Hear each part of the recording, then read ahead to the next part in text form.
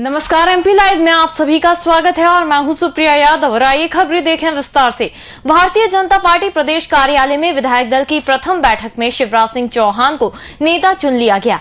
उनके नाम का प्रस्ताव पूर्व मुख्यमंत्री और विधायक बाबूलाल गौर ने रखा, जिसका अनुमोदन कार्यवाहक मंत्री और विधायक नरोत्तम मिश्रा ने किया, जिसका समर्थन रंजना बघेल, विजय राज सिंह और लाल सिंह आर्य सहित 4 विधायकों ने किया। प्रदेश भाजपा कार्यालय में आयोजित बैठक के दौरान केंद्रीय पर्यवेक्षक के रूप में लोकसभा के नेता प्रतिपक्ष सुषमा स्वराज, राजीव प्रताप रूडी और पार्टी के राष्ट्रीय महासचिव अनंत कुमार के अलावा कई वरिष्ठ नेता मौजूद थे। सुषमा स्वराज ने बैठक की औपचारिक शुरुआत करते हुए विधायक दल के नेता का प्रस्ताव रखने को कहा।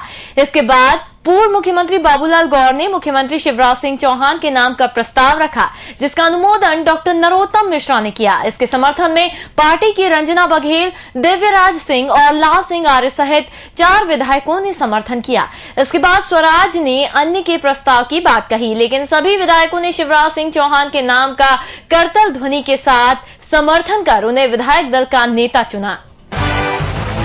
मध्य प्रदेश समेत 4 राज्यों के विधानसभा चुनावों में कांग्रेस की करारी हार के लिए भ्रष्टाचार और महंगाई को जिम्मेदार ठहराते हुए भाजपा के शीर्ष नेता लालकृष्ण आडवाणी ने शुक्रवार को कहा कि केंद्र सरकार के कथित गलत कामों के चलते आगामी लोकसभा चुनावों में भी कांग्रेस की बुरी हालत होने वाली है।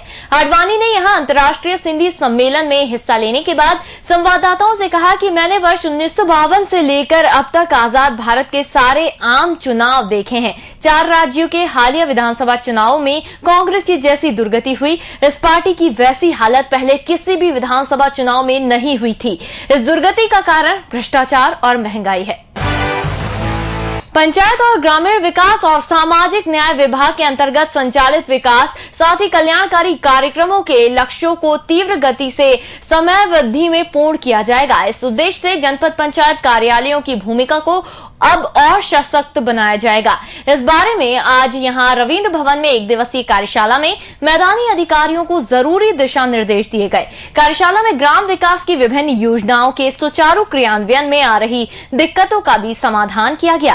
कार्यशाला में प्रदेश के सभी 313 जनपद पंचायत के मुख्य कार्यपालन अधिकारी, ग्रामीण यांत्रिकी सेवा के सहायक यंत्री, संभागीय प्रबंधक, मनरेगा और संभागीय मुख्यालयों पर कार्यरत उपायुक्त ग्रामीण विकास ने भागीदारी की। कार्यशाला में अपर मुख्य सचिव पंचायत और ग्रामीण विकास तथा सामाजिक न्याय अरुणा शर्मा ने निर्देशित किया कि निर्माण कार्यों की गुणवत्ता सुनिश्चित हो, सभी विकास कार्य निर्धारित समयावधि में पूरे हों और वित्तीय आवंटन का विभिन्न योजनाओं के अनुरूप उपयोग सुनिश्चित किया जाए। जनपद पंचायत स्तर पर प्राप्त विभिन्न शिकायतों का निराकरण जनपद सीईओ द्वारा 15 दिवस की अवधि में अनिवार्य रूप से किया जाए।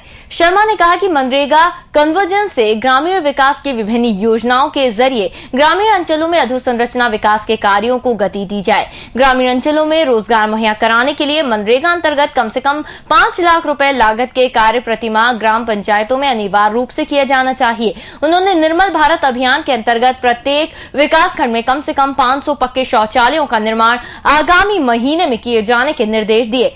सभी शासकीय स्कूलों में छात्र छात्राओं के लिए पृथक शौचालयों का निर्माण भी आवश्यक रूप से हो। अपर मुख्य सचिव ने स्पष्ट तौर पर कहा कि कर्तव्यों में निर्वहन के प्रति लापरवाही बरतने वाले अधिकारियों पर सख्त कार्रवाई होगी। जम्बूरी मैदान में 14 दिसंबर को होने जा रहे शिवराज सिंह चौहान के शपथ ग्रहण समारोह में प्रदेश से लेकर दिल्ली तक भाजपा के सभी दिग्गज नेता मौजूद रहेंगे। शीर्ष नेता लालकृष्ण आडवाणी, प्रधानमंत्री पद के उम्मीदवार नरेंद्र मोदी समेत 17 राष्ट्रीय नेताओं ने समारोह में शामिल होने की सहमति दे दी है। करीब 1 दर्जन बड़े उद्योगपति भी कार्यक्रम में पहुंच रहे हैं। जम्बूरी मैदान में कार्यक्रम की तैयारियां जोरों पर हैं। मुख्य सचिव इसका जायजा ले रहे हैं। गुरुवार को जिला प्रशासन के अधिकारियों ने बैठक कर तैयारियों की रूपरेखा बनाई। वहीं पार्टी के प्रदेश उपाध्यक्ष भूपेंद्र सिंह ने दावा किया कि ये समारोह भव्य व ऐतिहासिक होगा। एमपी लाइव में फिलहाल इतना ही। आप जुड़े रहिए ईएमएस टीवी न्यूज के साथ। नमस्कार।